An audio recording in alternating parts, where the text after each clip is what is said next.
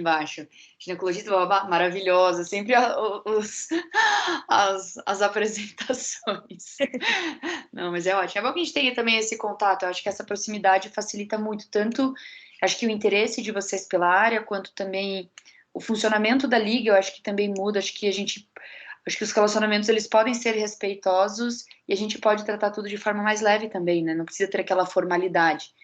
Então, não precisam ficar chamando de doutora. Se chamarem de senhora, eu expulso da liga também. Acho que eu tenho esse poder aqui. Mas eu acho que a gente pode fazer de uma forma bem informal até. Eu acho que a vantagem dessa aula online é que realmente facilita para todo mundo, né? Não tem que todo mundo se deslocar. Mas eu acho que a aula presencial também ela é boa porque a gente pode ter uma troca maior, às vezes as dúvidas aparecem mais. Mas da mesma forma de uma aula presencial, vocês fiquem bem à vontade para parar, fazer comentário, tirar dúvida, ou contar alguma experiência que vocês viram na maternidade, ou que ouviram falar. Né? Nem tudo que a gente ouve falar é verdade também. Então tem muita coisa que a gente pode conversar. Faz tempo que eu não dou essa aula, tá, Gabi? Então, a estrutura dela deve estar meio ok, mas qualquer coisa eu vou...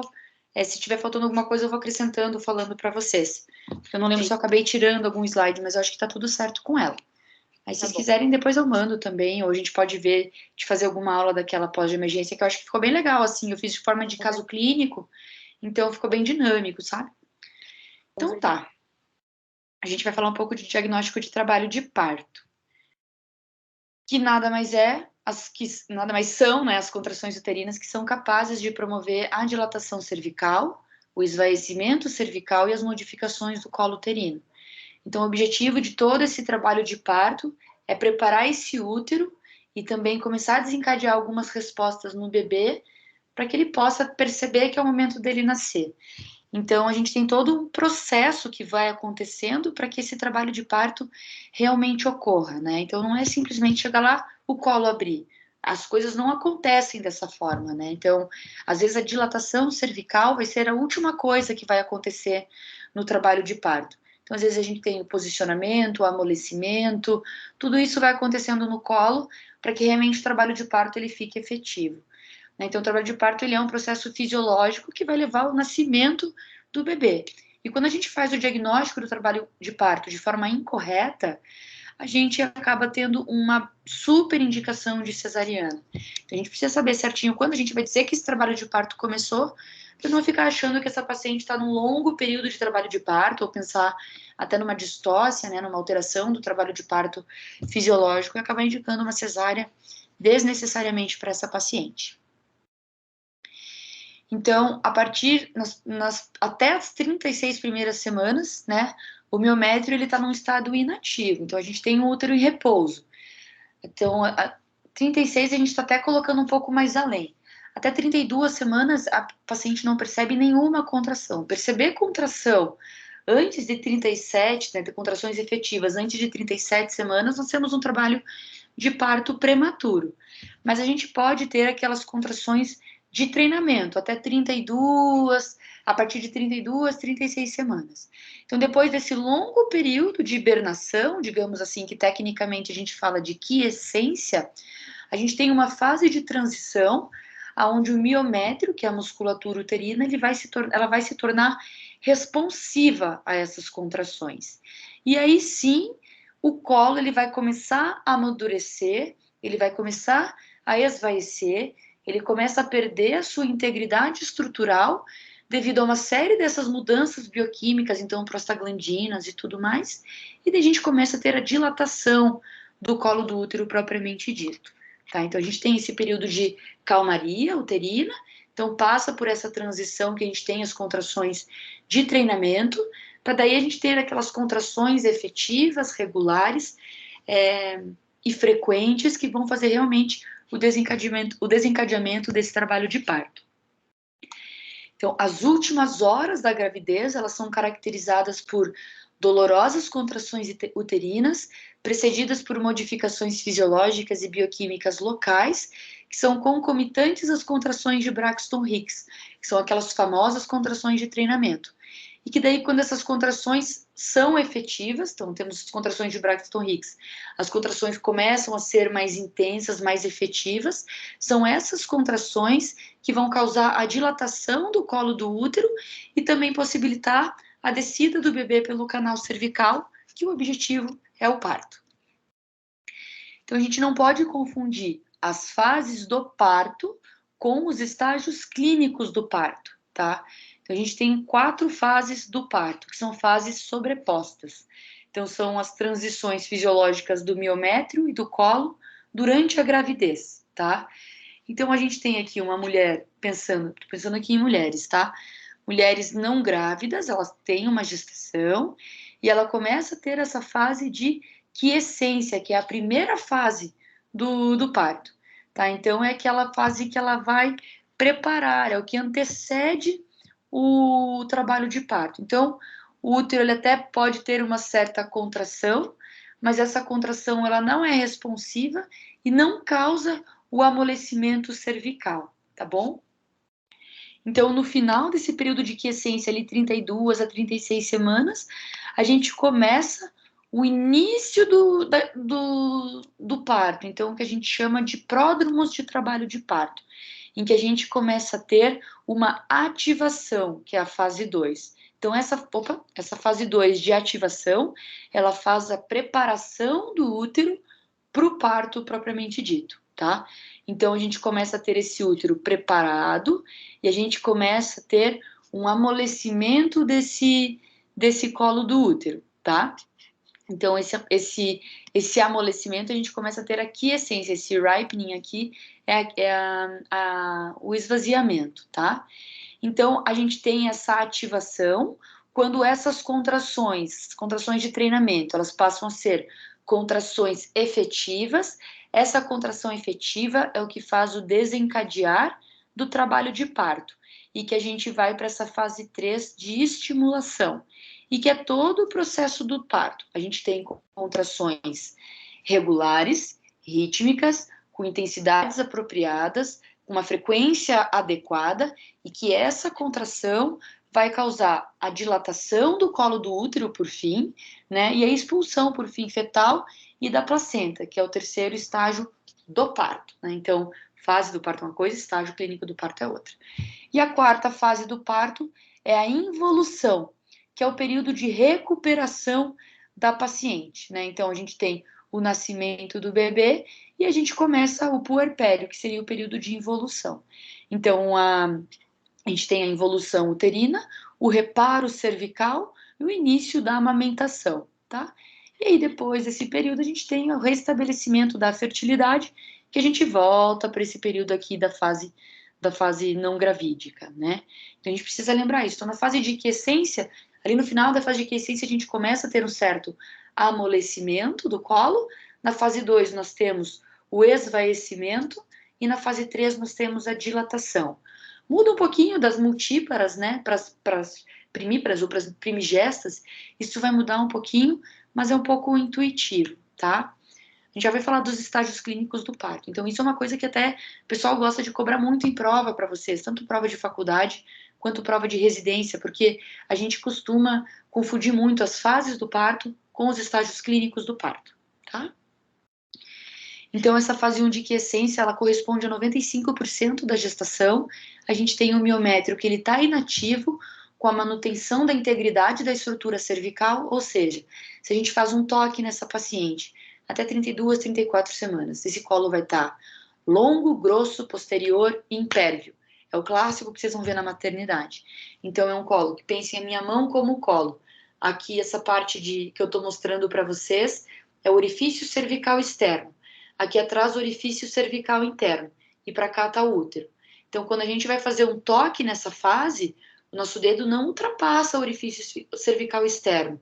Se eu toco o colo do útero, ele está com a consistência da ponta do nariz, que é um colo endurecido. Além disso, se a gente lembrar que as mulheres têm, a maioria delas, o colo anteverso fletido, então esse colo ele está posterior. Quando eu for fazer o toque na vagina, eu tenho que lembrar que esse colo está posterior. Por isso que ele é longo, porque ele ainda não teve o esvaecimento, grosso, né, porque ele ainda não amoleceu, ele é posterior, porque ele está virado lá para trás na vagina, e ele está impérvio, porque o meu dedo não passa. Uma dica até para vocês é que cada um de vocês depois meça quanto é uma polpa digital, porque isso vai ajudar muito na obstetrícia. Se faz um toque, é uma polpa, entrou uma polpa. Então eu sei que a minha polpa tem 1,5 cm. Duas polpas minhas são 3 centímetros. Então é importante para ajudar nessa medida das dilatações para vocês, tá? E daí, ao final dessa fase de quiescência, a gente começa a ter uma mudança na vascularização e no tamanho do útero, obviamente, com o progresso da gestação, que vai acomodando a gravidez e vai preparando esse útero para as contrações. E aí, no final da fase de quiescência, começam as contrações de Braxton Hicks, ou as contrações de treinamento, que é o que a gente chama de pródromos de trabalho de parto. Então, é o aquecimento, esse motor está começando a querer funcionar. Então, se você vê uma contração nesse momento, você percebe que ela dá um pouquinho no fundo da barriga, um pouquinho mais para baixo, um pouco na metade do útero, mas ela não é uma contração uniforme. A barriga toda tem que contrair para a contração ser eficaz, tá?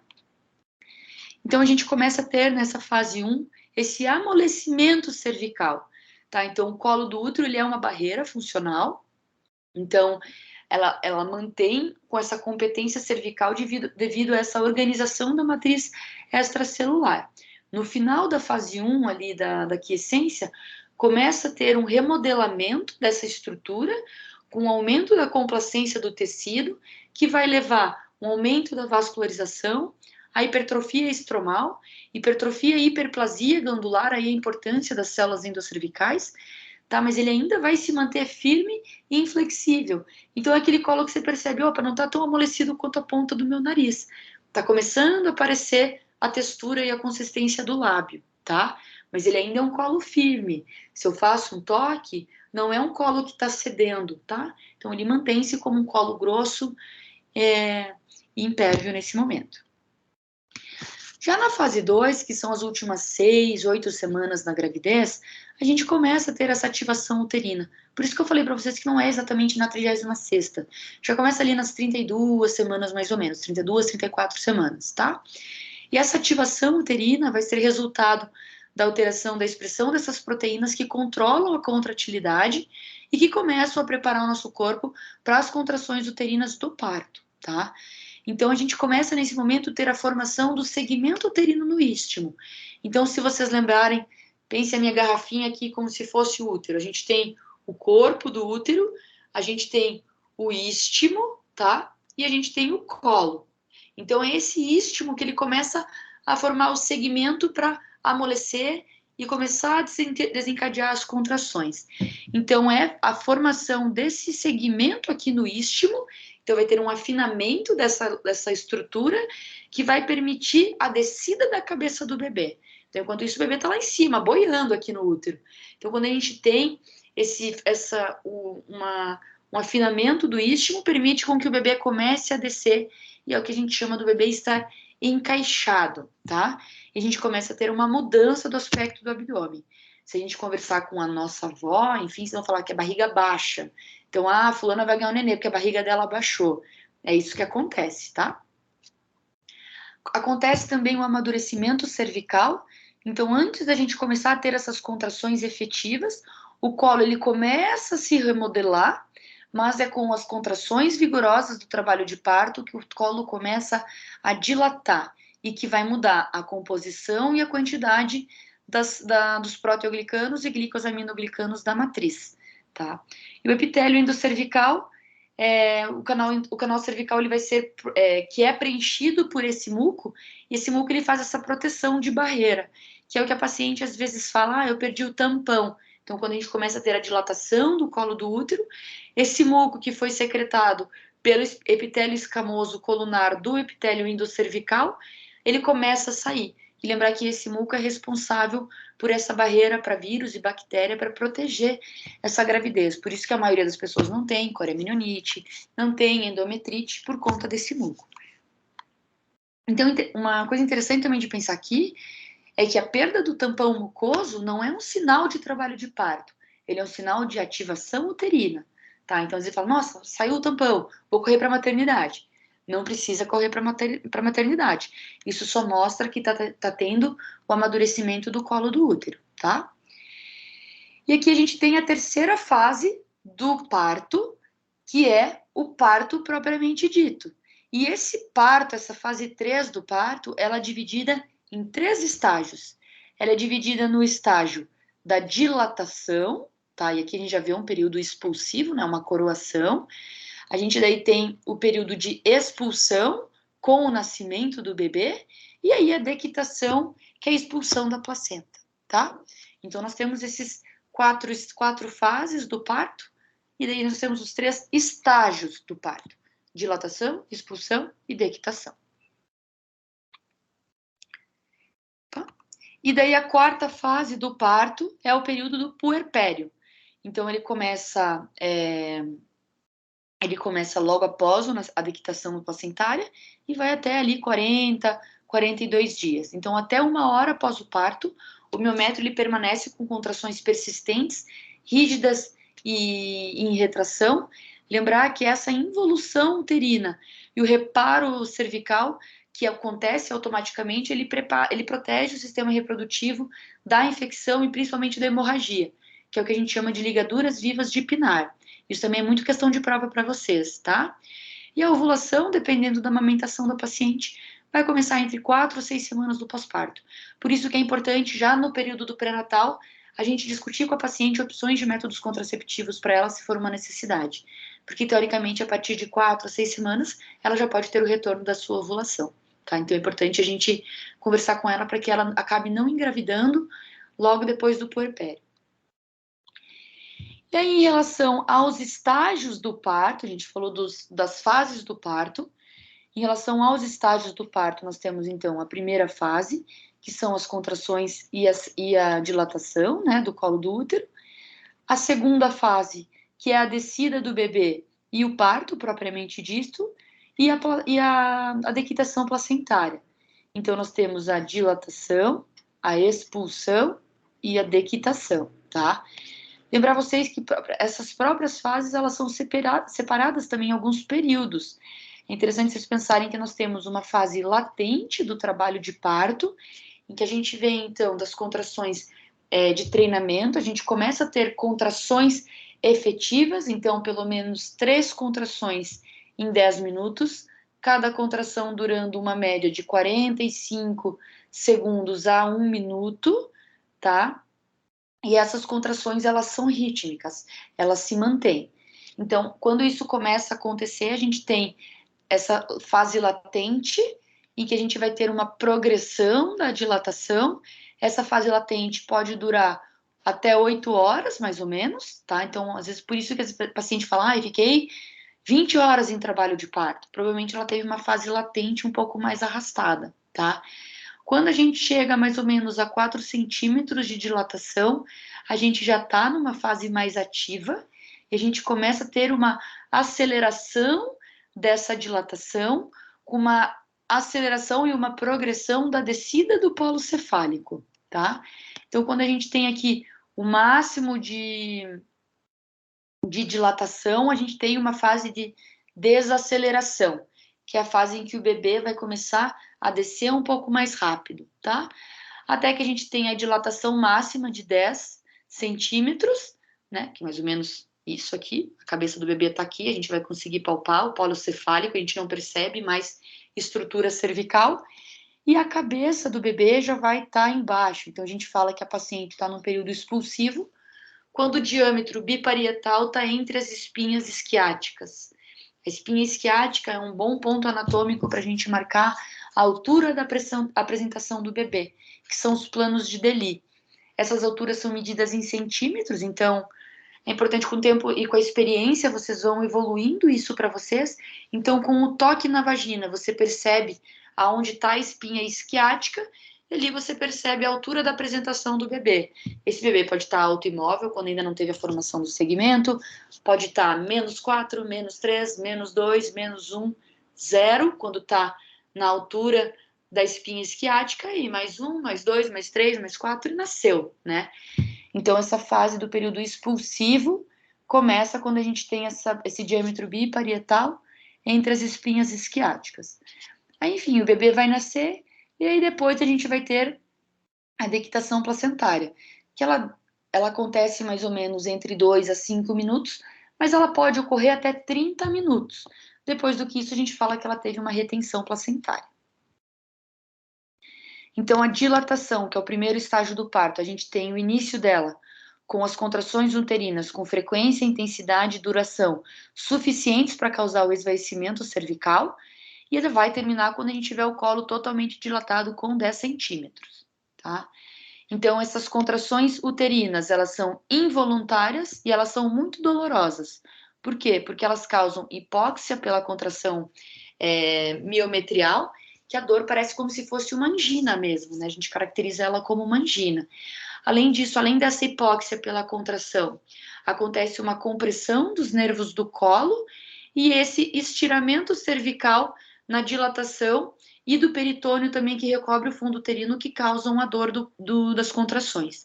Então, esses são 3 fenômenos que causam essas dores da contração, tá? E nesse momento, a dilatação, elas têm no intervalo, elas começam uma a cada 10 minutos, até elas chegarem a cada 1 minuto, e os períodos de relaxamento, eles são essenciais para a recuperação fetal, tá? Então, é esse momento que vocês têm que ver como que o bebê se recupera. É normal a contração diminuir o batimento fetal, mas imediatamente depois, quando tem o relaxamento, essa recuperação cardiológica do bebê, dos batimentos, ela é espontânea. O que a gente começa a perceber é se está demorando para ter uma recuperação do batimento do bebê.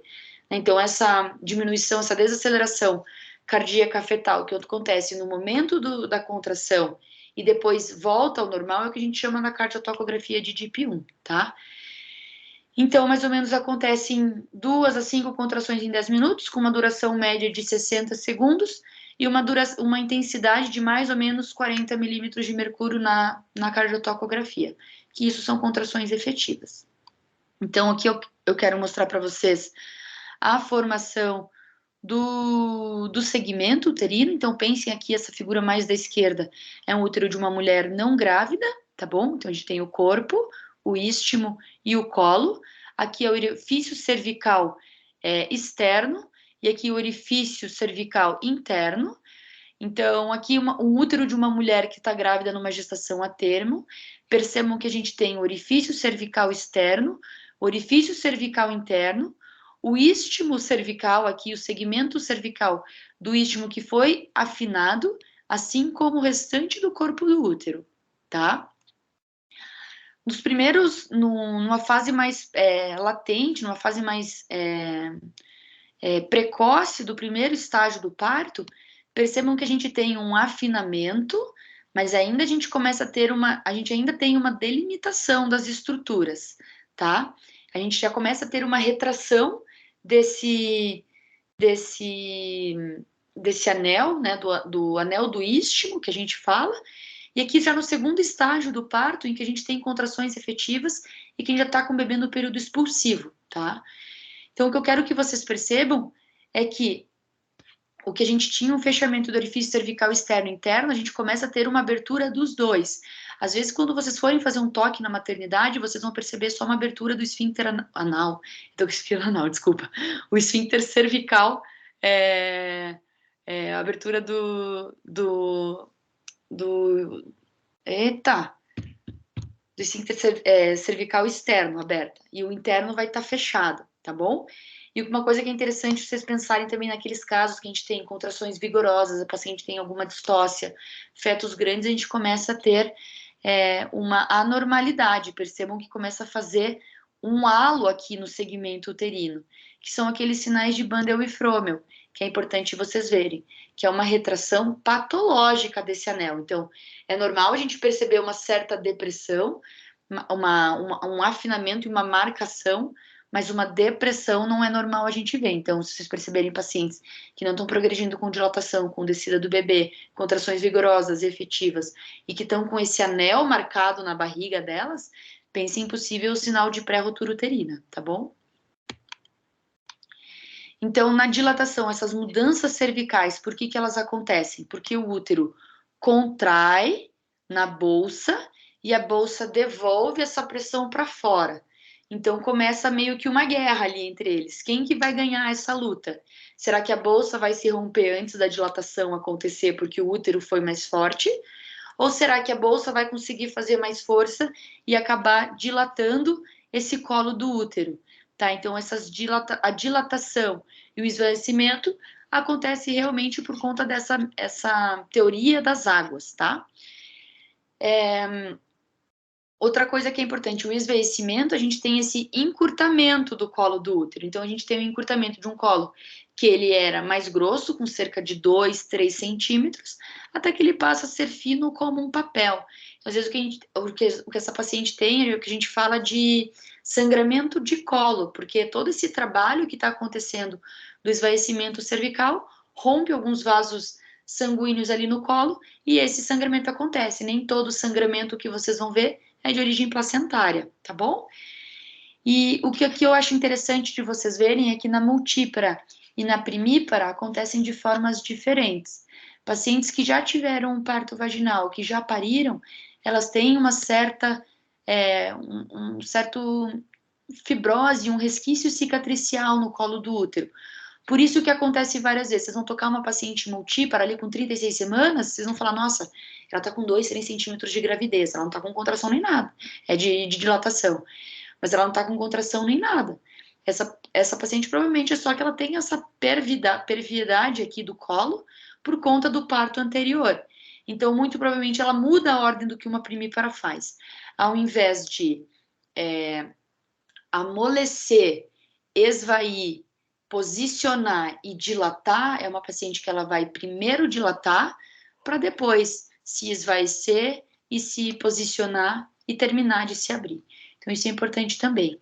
Lembre-se então que na primigesta, primeiro esse colo amolece, aí ele esvaece, aí o colo que está posterior, ele centraliza, né, ele se posiciona, e por fim esse colo abre. Então, aquela paciente que vai na maternidade e fala, ah, ainda não dilatou, mas você está vendo que a característica do colo está mudando. Então, é muito importante vocês explicarem esse progresso do colo do útero para elas, para que elas não se sintam desmotivadas e achando que não está evoluindo para o parto. Então, tem tudo isso. A dilatação é a última coisa que ela vê. Vocês vão ver que na assistência de saúde vocês vão ser muito mais educadores, às vezes, do que realmente ficar prescrevendo ou fazendo alguma outra queixa, alguma outra conduta, desculpa. Então, esse gráfico é importante, é interessante para vocês verem que a gente tem aqui, então, o primeiro estágio do parto, em que a gente começa a ter uma dilatação cervical numa fase mais latente de preparação. A gente tem uma fase de aceleração, em que realmente vai ter essa dilatação importante, até que a gente atinge essa dilatação máxima, seguido de uma desaceleração, em que vai promover a descida do polo cefálico do bebê. E aí, por fim, a gente tem o segundo estágio, que é quando esse bebê já se encontra dentro da pelve e vai sofrer todas aquelas rotações para realmente ter o parto acontecer, tá bom? Então, lembre-se que não basta só eu ter dilatação cervical, a gente precisa ter a descida do bebê. E aí é tema para outra aula, para a gente falar de distócia e tudo mais. Tá? Então, nessa fase latente, a gente já tem essas contrações eficazes. Lembrar que dura uma média de 8 horas. Nas primigestas, isso pode levar até 20 horas. E nas multíparas, até 14 horas. E a fase ativa mesmo do parto dura cerca de 6 horas na primípara e 3 horas na multípara. Então, esses partos podem ser rápidos. Então, por isso que eu falei para vocês. É muito, muito importante vocês fazerem o internamento da paciente na fase ativa. Porque se a gente interna ela na fase latente, muito provavelmente é uma paciente que vai ganhar uma cesariana à toa, tá bom? Aí a gente vai para o segundo estágio do parto. Então, o primeiro estágio foi a dilatação, a gente vai para o estágio 2, que é a expulsão. Então, inicia com a dilatação total e vai até o nascimento do bebê. É uma fase que dura mais ou menos 3 horas nessa paciente, na primípara, e 2 horas na multípara. Lembrar que a analgesia de parto pode prolongar um pouquinho mais. Então, se fizer analgesia de parto, nós podemos considerar o período expulsivo 1 hora a mais. Então, 4 horas para primigesta, 3 horas para primigesta, tá? Então, aqui mais um reforço para vocês, de que o período expulsivo ele é caracterizado quando o diâmetro biparietal está entre as espinhas isquiáticas maternas, que é um parto que a paciente está feito em 4 apoios. Aqui é interessante ver também a coragem, né? Eu falo assim, porque é um parto pélvico, né? Percebam que nasce primeiro aqui o polo pélvico do bebê, para depois vira a cabeça. E percebam que ninguém está encostando, né? Parto pélvico, a gente deixa o bebê vir. Ninguém vai ficar puxando o bebê ali de dentro, senão você pode fazer fratura de clavícula, lesão de plexo braquial. Então é muito importante vocês ajudarem esse bebê, mas não terem uma conduta ativa, tá? É interessante ver também aqui uma laceração que teve. Vocês conseguem perceber? Que aqui a gente tem uma desconexão aqui da fúrcula, né? A gente percebe que aqui está um lado, aqui o lado direito da paciente, aqui o outro lado, o lado esquerdo. Aqui a gente já consegue ver um pouquinho de musculatura, muito provavelmente corpo perineal sendo lesado. Então lembre-se que aqui a gente tem músculo bulbo esponjoso e ele se conecta aqui no transverso superficial do períneo e junto eles fazem o nó do corpo perineal, tá? Então aqui não teve episiotomia, provavelmente foi uma laceração que o bebê fez. Veja que essa laceração desce bem para cá. Provavelmente uma laceração de 2º grau que pegou pele, mucosa e muscular, tá certo? Bem bonitinho, bem grande o bebê, né? Pezinho. Adoro pezinho. E o 3º estágio é a dequitação, que ela vai se iniciar logo depois. Eu já vou falar um pouquinho das rotações ali do bebê, tá? Vai se iniciar imediatamente depois do parto. O bebê saiu, já começa a fase de dequitação. O bebê saiu, vocês já podem pedir para a enfermeira fazer as 10 unidades de ocitocina para que ajude a dequitação placentária e das membranas também, tá? Então, logo depois do nascimento, o útero começa a contrair, vai se tornar uma amostra sólida, infraumbilical, tá? Isso pode durar de 10 minutos até 1 hora, o que a gente considera, normalmente, até 30 minutos.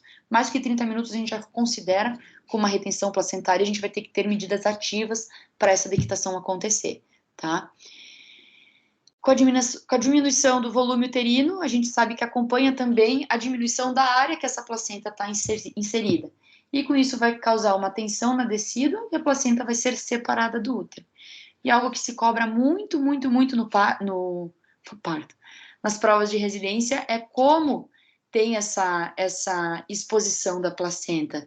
Se é pela face fetal, então ela é Baddelock-Schultz, ou se é pela face materna, que é a Baddelock-Duncan, certo?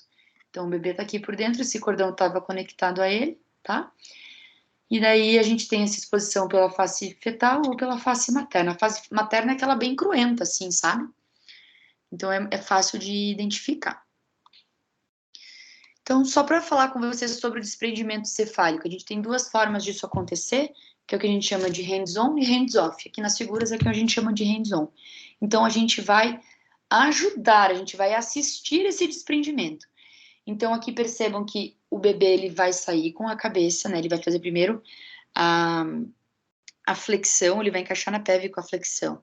Ele vai fazer todas as rotações internas da pelve. Quando ele estiver nascendo, ele vai fazer essa hiperextensão do pescoço. Então, ele vai sair, ele vai hiperestender. Quando ele sair, ele colocar o pescocinho para fora, ele automaticamente vai girar sozinho para um dos lados, que é a rotação interna que ele faz. Então, nesse momento, a gente vai ter, com essa versão, essa rotação do bebê, a gente vai fazer, então, o auxílio para o desprendimento do ombro anterior, que é o que está aqui anteriormente à paciente. Então, a gente faz uma leve ajuda nesse pescoço do bebê, desprendeu o ombro anterior, a gente vai fazer uma leve ajuda para desprender esse ombro posterior. Dependendo se for parto distóxico, tudo mais, enfim. Vocês podem ajudar o certo desprendimento do ombro, mas cuidar para não fazer uma hiperextensão do pescoço, para não fazer lesão de plexo, né, por uma hiperextensão, e nem a fratura de clavícula por puxar com força. Então, vocês têm que ser muito delicados, tá? Então, a gente tem todos esses momentos, a restituição cefálica, o desprendimento dos ombros e o desprendimento do corpo, com o nascimento do bebê. Aqui eu quero mostrar para vocês um caso bem importante que a gente recebeu no ambulatório, uma ruptura perineal importante de 4º grau. Percebam que a gente não consegue entender o que é vagina, o que é ânus da paciente. Com o toque retal, a gente consegue ver só a separação com a mucosa. Isso aqui é uma paciente que chegou para a gente 4 meses depois do parto, em que ela procurou atendimento no serviço que ela fez o parto, falaram que ela precisaria de uma cirurgia estética. Sim, 28 anos, tá, gente? Então, assim, não é uma cirurgia estética. Aqui, esse diagnóstico deveria ter sido feito no momento, no pós-parto imediato, com a reconstrução do esfíncter anal, tá? E reconstrução do corpo perineal. Uma paciente que estava em incontinência e urgência fecal. Ela já fez reconstrução e agora já tá tudo bem, mas ela não precisaria ter passado por tudo isso que ela passou. Lembrar que o terceiro estágio do parto, a gente vai administrar ocitocina 10 unidades, né? Então, 2 ampolas intramuscular. E se o bebê estiver chorando, tiver menos do que 2,5 kg, 2,5 kg, a gente vai deixar mais tardio esse clampeamento do cordão. Então, hoje em dia, a gente não tem indicação para fazer o clampeamento rápido. Na dúvida, pergunta para o pediatra. Sabe, não tem essa angústia de clampear. É importante essa troca sanguínea ainda que o bebê faz com a mãe, esse contato ainda, mantendo esse vínculo. Então, quando o pediatra autorizar, você clampeia. Se o pediatra for mais velha guarda, ele vai falar para você clampear na hora. Aí vocês esperam os 2 minutos. Obviamente, se o bebê tiver em boas condições de vitalidade, né? Ninguém vai deixar um bebê que está num sofrimento ali comendo bola, né? Então, vocês tenham também essa percepção. Mas aqui a gente está falando de um parto totalmente eutóxito, então tá tudo certo. Certo?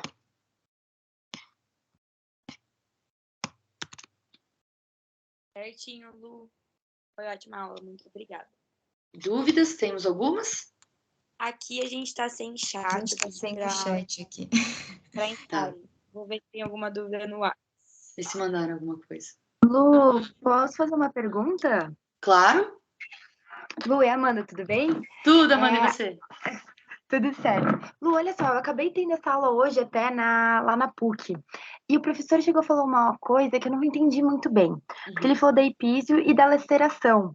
Daí ele falou uma hora que a laceração acaba sendo melhor que a epísio.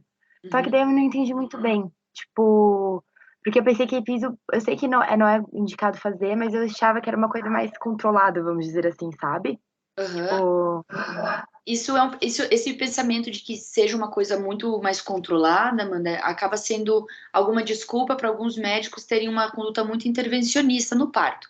Se você for pensar que um parto pode causar normalmente uma laceração de 1º, no máximo 2º grau, a laceração é muito mais vantajosa do que a episiotomia. Porque a maioria das vezes a episiotomia não é bem feita. As pessoas não fazem uma episiotomia médio-lateral direita. Porque as pessoas não fazem a episiotomia no momento que ela tem que ser feita, que é na hora do expulsivo mesmo. Tá? A gente tem que ver essa cabeça do bebê vindo pressionar a vulva, fazer o trabalho ali do corpo perineal e do assoalho pélvico, para que realmente tenha essa elasticidade e não lacere nada. A maioria das vezes o que acontece, principalmente no começo da carreira, a gente se angustia de ficar vendo aquela cabeça vir e não passar. Você começa a pensar, meu Deus do céu, essa cabeça não vai passar nunca, e ainda tem o ombro, e não tem espaço, e você vai ficando angustiado. E daí o que acontece? Muitos médicos, médicas, enfim, enfermeiras obstetras, estudantes, residentes, ficavam fazendo muita episiotomia. E com isso a gente foi começando a ver que dava muita complicação. E daí quando você compara uma laceração de 1º grau, que pega a pele ali da região do corpo perineal ou da vulva, e a mucosa vaginal, ela cicatriza muito bem. Às vezes é uma laceração que você não precisa nem suturar. Claro que se ela não está com sangramento ativo, né? Se ela tiver com sangramento, você sutura. Uma laceração de 2º grau, que pegue pele e mucosa e um pouco da musculatura ali do corpo perineal, ela é muito mais tranquila de suturar do que uma epísio, que foi um corte profundo.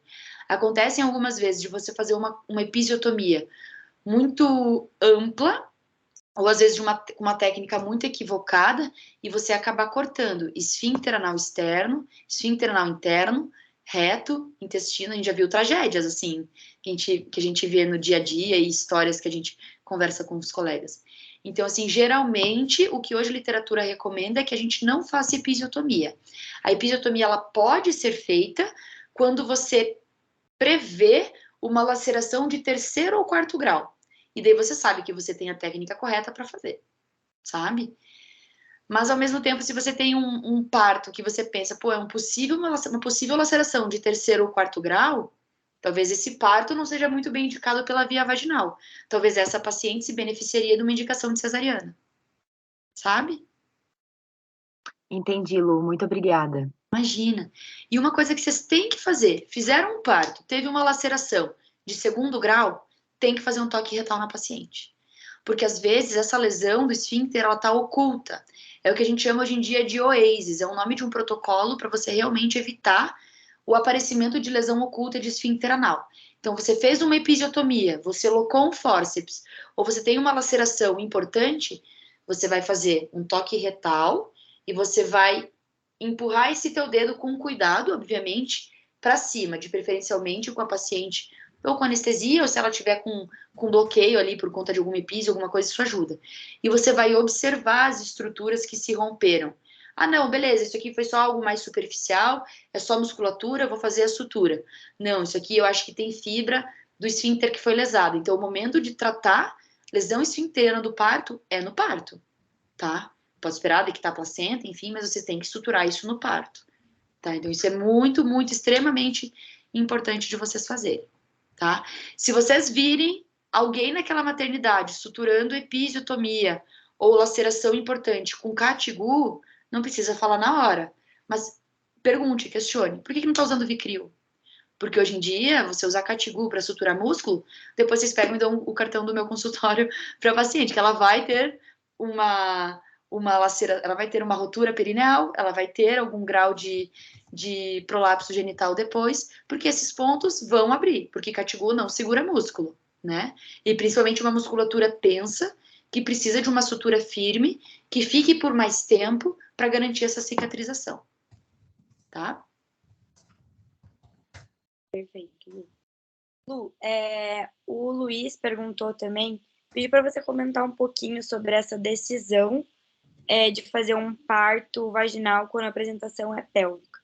Como que a gente decide, porque a gente sabe que tem a possibilidade, mas às vezes dá muito medo, acaba indo para cesárea. Eu acho assim, primeira coisa, o que está dentro do conforto de vocês, primeiro, que são vocês que vão assistir esse parto, certo? Então, assim, vocês precisam ter uma certa experiência para saber se vai dar tudo certo, se não vai fazer, por exemplo, uma cabeça derradeira, que a cabeça fica presa dentro do útero, certo?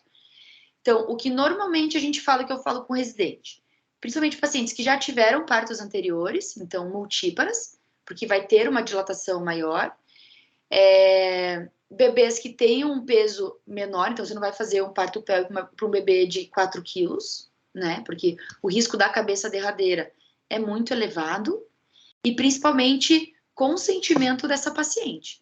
Essa paciente realmente está ciente de todos os riscos que podem acontecer? Tá. Ela deseja? Deseja. Você está disposto a correr esse risco junto com ela? Você sabe as técnicas a serem feitas se caso houver uma distócia? Você sabe locar um fórceps para tratar uma cabeça derradeira? Se você respondeu sim para todas essas respostas, se joga e faça. Dá para fazer. Mas se você acha que você não sente segurança para fazer isso, que você não tem a experiência, que você não sabe manejar muito bem o fórceps de pipe, então assim você começa a ver assim, não, talvez esse parto, essa paciente não seja para mim. Aí você encaminha para alguém que você saiba que tem essa, e não digo coragem, mas que tem essa disponibilidade e essa segurança para fazer. Na dúvida, é o que assim, eu falo aqui para vocês que a maioria de vocês vai querer gineco, tem algumas coisas que a gente conversa até com o residente. Assim, você não vai se arrepender de indicar uma cesárea, mas você pode se arrepender de indicar um parto vaginal.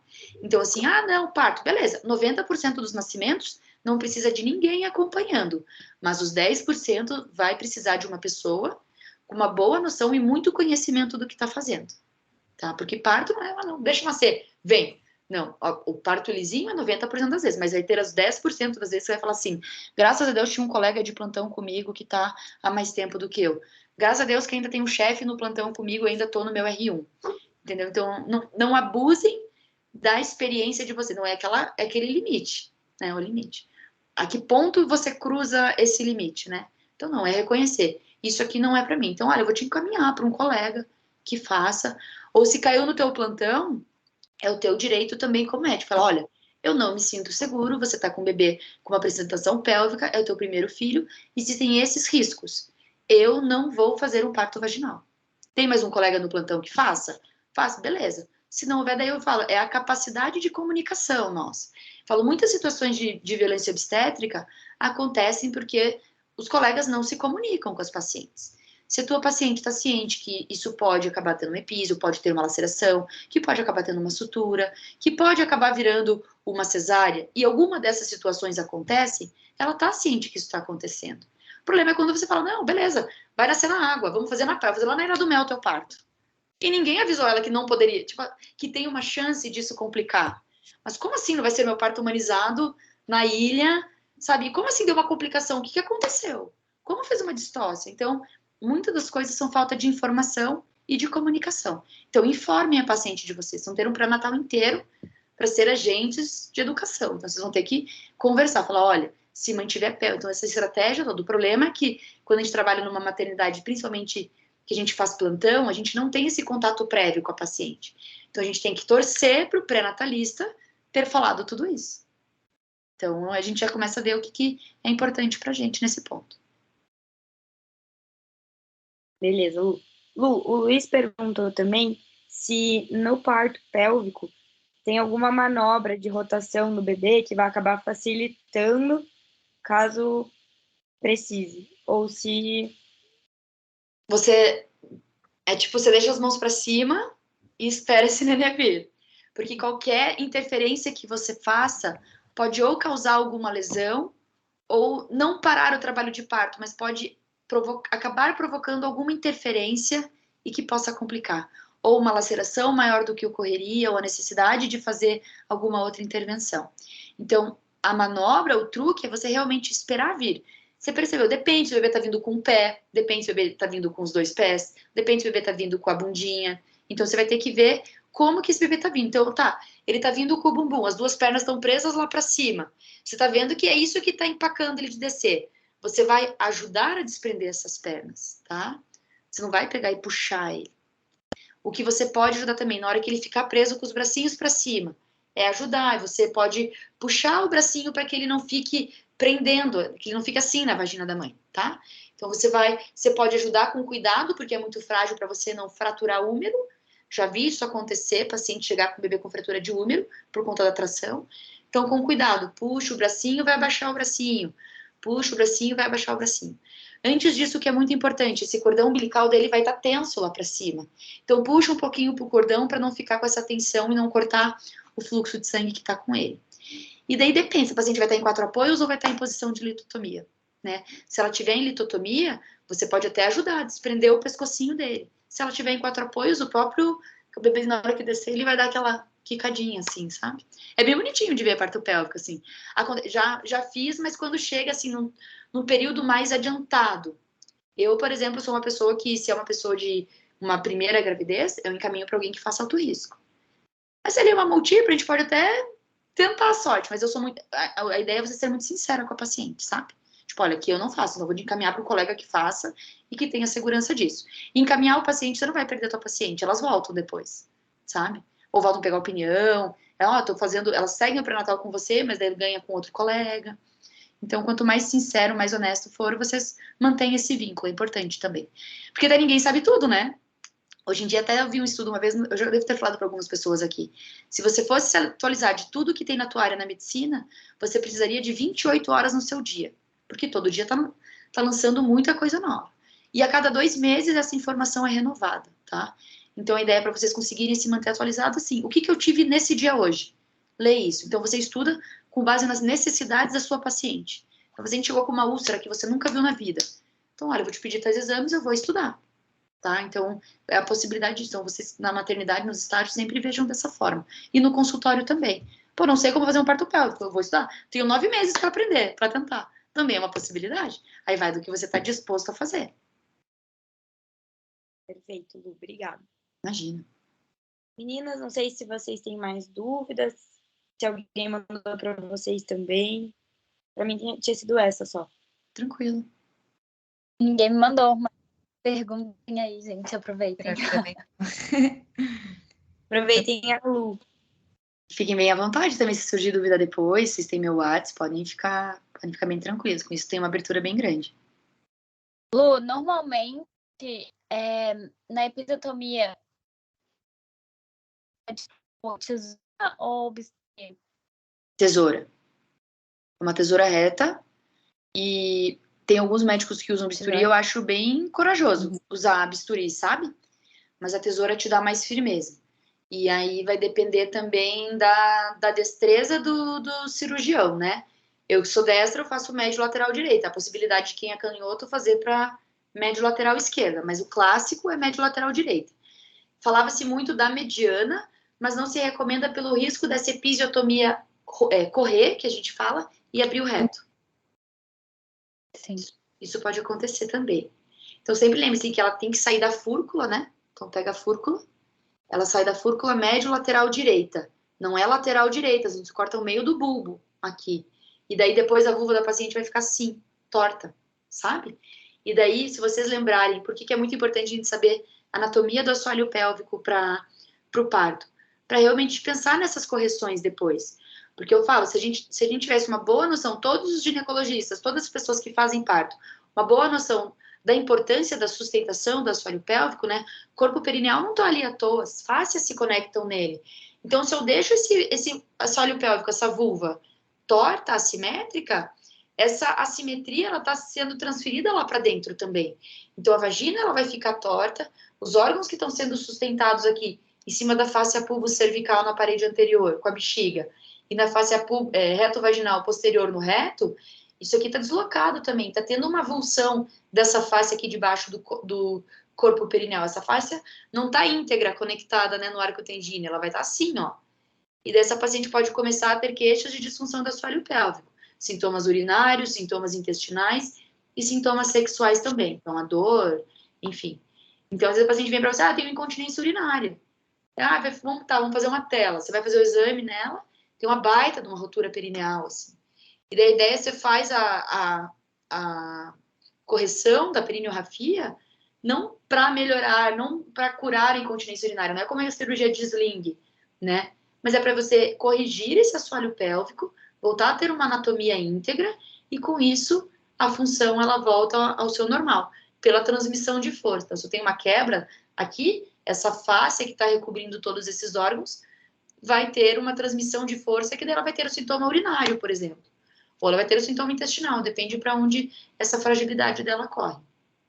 Então, assim, estágio da maternidade, primeira coisa, você tem que saber a anatomia do que vocês estão vendo, né? Vocês têm que entender, porque na hora de estruturar uma epísio e uma laceração, vocês não podem afundar essa agulha, senão vocês vão dar ponto no reto, né? Então, essas noções vocês têm que ter. Então, o que é o esfíncter anal externo? Onde é que está o esfíncter anal interno? Tem essas coisinhas que vocês têm que saber, porque na hora de estruturar, podem se bater. Quando é superficial ali, pele e mucosa, sucesso, a mucosa se dá ponto, ela se regenera depois, ela se remodela depois. Então, assim, vocês podem fazer a lambança que for ali na vagina, ela vai se remodelar e vai ficar tudo bem. O problema é na parte externa, então tem que lembrar do parto como uma coisa 3D. Então, não é só a vagina, não é só aquele tubo. É tudo o que acontece naquele assoalho que está segurando tudo. Lu, eu tenho uma pergunta que foge um pouco, mas acho que você deva saber falar um pouquinho. Como funciona a parte do parto vaginal em uma paciente que tenha vaginismo? Como que... Porque agora que eu não sei, veio essa pergunta para mim do nada, assim, lembrei disso. Uhum. Não, primeira coisa, um paciente com vaginismo é aquela paciente, para quem não sabe, que tem uma contração involuntária do terço inferior da vagina. Ela tem uma tensão da musculatura do assoalho pélvico. Então, primeiro, a gente tem que ver a causa disso. Será que é uma alteração de postura, algum trauma, enfim, várias situações que tem que ver. Então, uma paciente com vaginismo é uma paciente que, teoricamente, deveria estar acompanhando na fisioterapia pélvica. Então, é uma paciente que ela pode ter parto vaginal. Ela não vai ter um parto mais dolorido por conta do vaginismo. A dor dela é na penetração. É na hora que tem algo entrando. Muitas vezes, vai depender muito da conexão que ela tem com a maternidade, se ela vai se permitir passar pelo parto, muitas têm medo. Mas quando a gente começa a fazer fisioterapia, orientar o tratamento, fazer melhor psicólogo também, então tratamento multidisciplinar, isso é muito importante.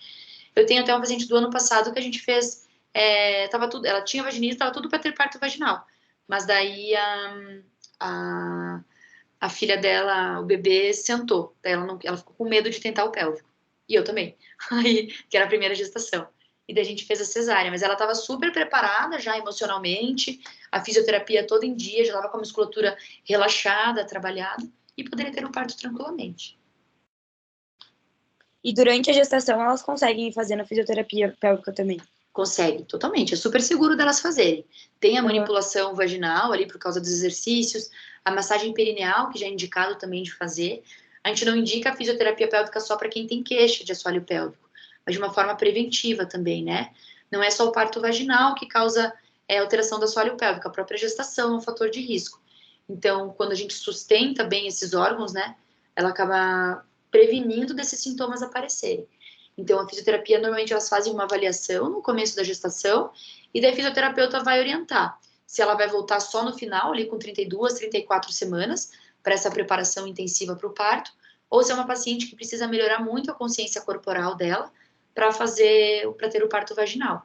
Porque a gente, principalmente, mulher branca, que trabalha a maior parte do tempo sentada, maioria sedentária, né, que não faz atividade física, então não tem uma consciência corporal do assoalho pélvico. A gente não tem uma consciência. Se eu falar para vocês aqui, então, temos 40 mulheres aqui na sala, né? Quem aqui está contraindo o assoalho pélvico? Ninguém, tá todo mundo sentado relaxado, né? Eu inclusive. Se eu falar para vocês, contraiam a vagina de vocês. Tem gente que vai empurrar para fora, tem gente que vai contrair para dentro, tem gente que vai fazer uma baita de uma contração. Então a fisioterapia ajuda a melhorar essa propriocepção do assoalho pélvico. Então muitas vezes as pacientes acabam, tenho dispareunia, dor na penetração.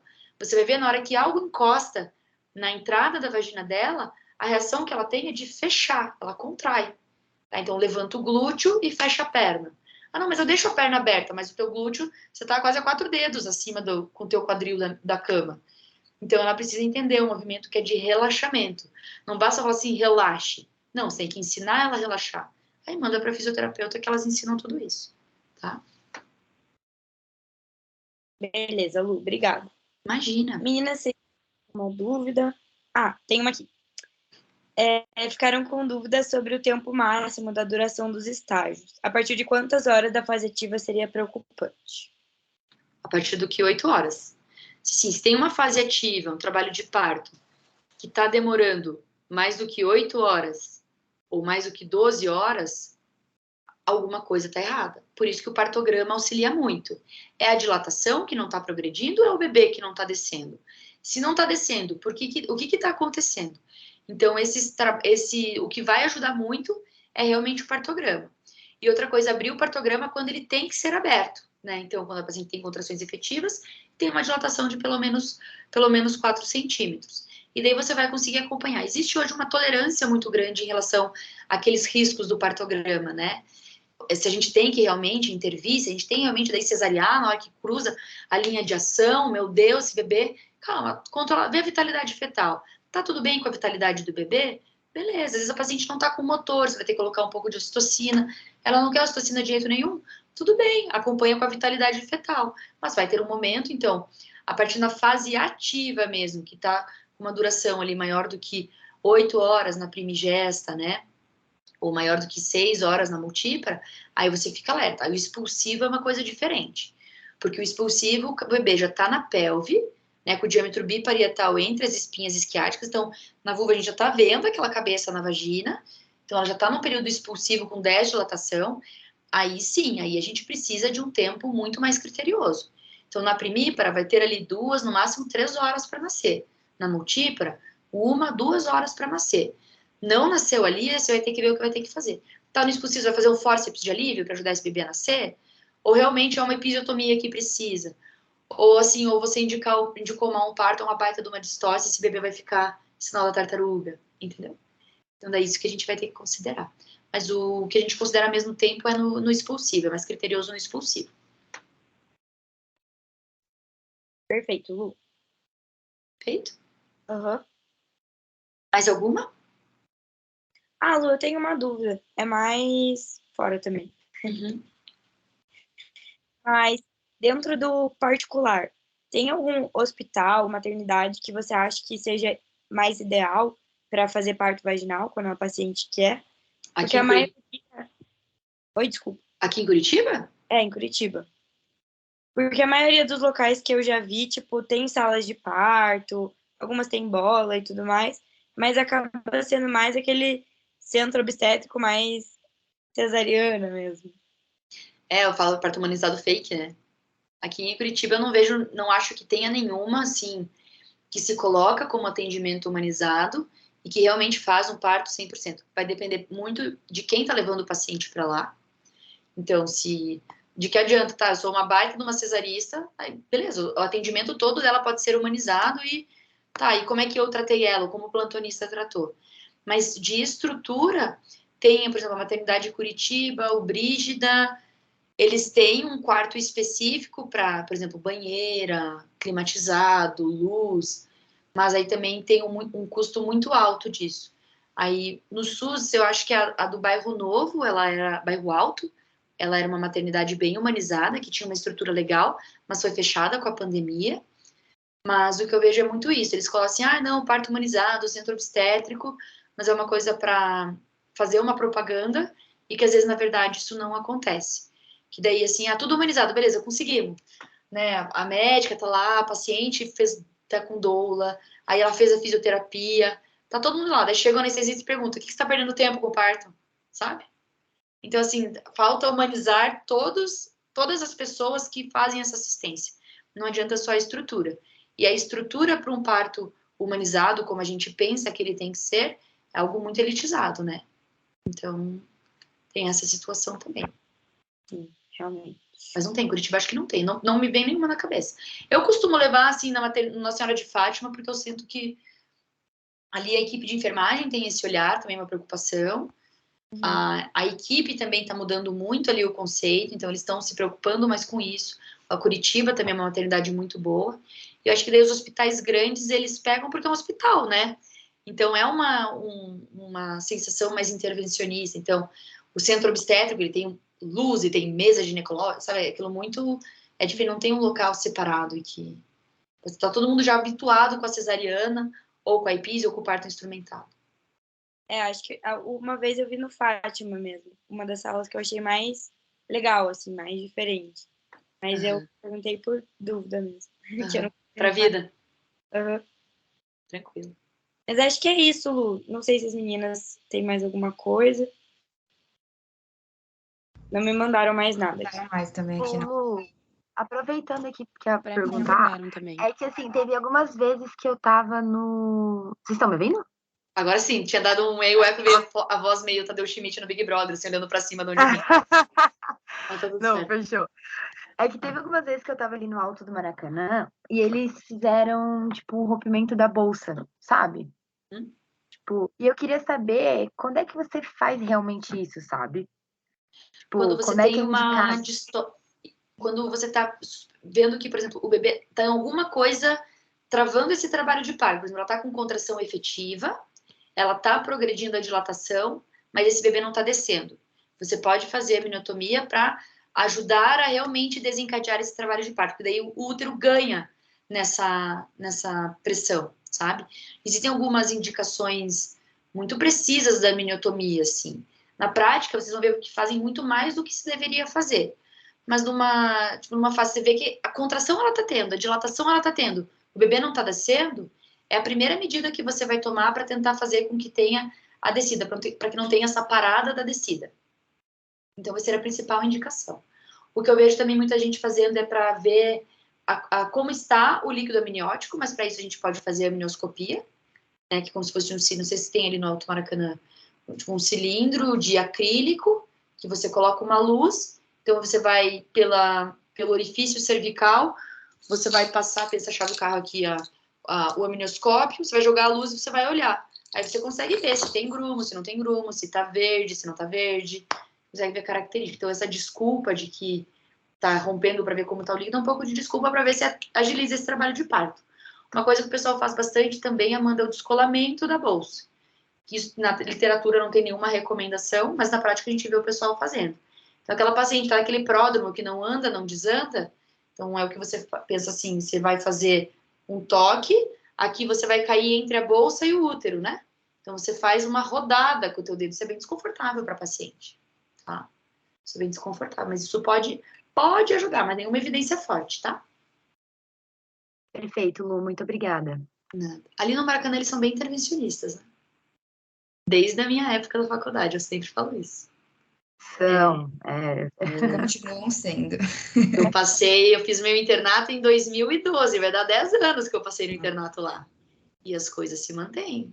Sim. Entende como a obstetrícia é? Como toda a medicina vai para coisas baseadas em evidências e como a obstetrícia tende a ser uma coisa primitiva ainda, de não entender a superioridade do parto, não fazer epísio, quando fazer indução, como fazer indução, tem todos esses fatores que o pessoal não considera. Então, tem muito obstetra que não se atualiza. Sempre deu certo assim, na minha época sempre foi assim. E continuam fazendo. Imagina se na época lá que tratava hipertensão, enfim, com N situações, né? E aí, como é que a gente ia estar hoje na cardio, na neuro, no oftalmo, né? Então, por que a gente se mantém ainda nessa questão muito primitiva? E primitiva, eu não estou falando que moderno, não estou falando que é fazer cesárea. Mas indicar um parto sabendo porque você está indicando um parto, e não porque não vai nascer de qualquer jeito, indicar uma cesárea sabendo que você vai indicar uma cesárea. Ou fazer qualquer intervenção porque você tem respaldo, né? Por que eu estou fazendo isso? Por causa disso, disso, disso. E explicar para a paciente com uma linguagem mais leiga, para que ela também compartilhe da tua decisão, né? Para que ela exerça a autonomia dela. Não é porque ela não tem condição social, não tem condição financeira, que ela não tem direito ao exercício da autonomia dela. Ah, não, ela não entende isso. Mas faz ela entender, né? Você tem que se fazer entender. Explique para ela. Ela não sabe o que é uma amniotomia, mas ela sabe que é romper a bolsa. Mostra para ela que é um amniótomo. Ela acha que vai encostar no bebê, que vai machucar o bebê. Olha, um ganchinho de plástico. Eu vou encostar. Daí pega, por exemplo, um saquinho plástico que sempre tem daquelas coisas de gás da parede. Olha, eu vou pegar com um ganchinho e vou fazer isso na sua bolsa. Vê, não chega perto do bebê, eu só vou romper pro líquido sair. Eu falo, não, tudo bem, pode fazer. Então, se você não fala, elas vão tudo com medo. Aquilo que eu falei, Amanda, na terça-feira na aula, tipo, explicar para a paciente o que você vai fazer, dela fica, baixa a guarda, entendeu? Então, ela fica mais maleável nisso. Mas lá eles são bem intervencionistas. Então, por isso que eu falo, principalmente se eu tô com residente lá, residente, vocês me avisem se não estão deixando vocês fazerem as coisas, se não estão ajudando vocês, se não estão explicando, eles têm que explicar. Faz parte também, eles estão no hospital escola, né, ali, eles estão na função também de orientar vocês. Se tiverem alguma dúvida, ninguém respondeu, estão sendo maltratados lá por algum plantonista, me falem também, que a gente conversa com eles, tá? Conversa com a PUC também tem responsabilidade sobre vocês lá. Então, se tiverem alguma situação desconfortável, alguma coisa assim, avisem, tá? Muito, muito, muito obrigada, Lu. Obrigada, Lu. Imagina, a Helena finalmente conheci, né, Helena? Pois é. Não conheci ainda. Ótimo. Verdade. Alguém ficou com mais alguma dúvida, gente? Qualquer coisa, mandem depois também no WhatsApp, que aí a gente vai respondendo. Sim.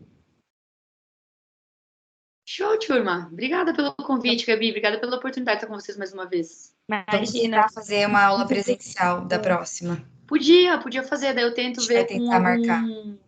algum cara de representante se a gente consegue um coffee, daí a gente faz uma Com confraternização. certeza. Eles sempre Nossa, dão pra gente. item obrigatório. Olha o sorriso de acadêmico, gente, vocês são terríveis. É tudo comida, né?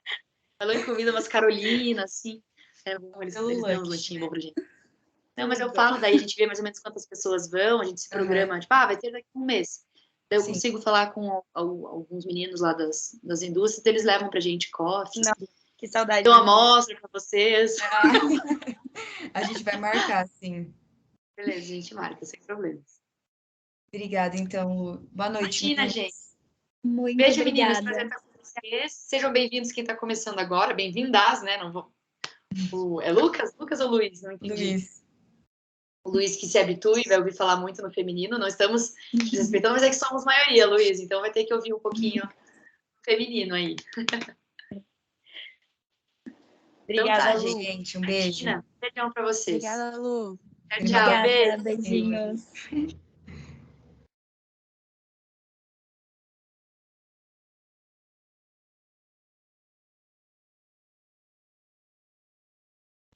Amiga, você daí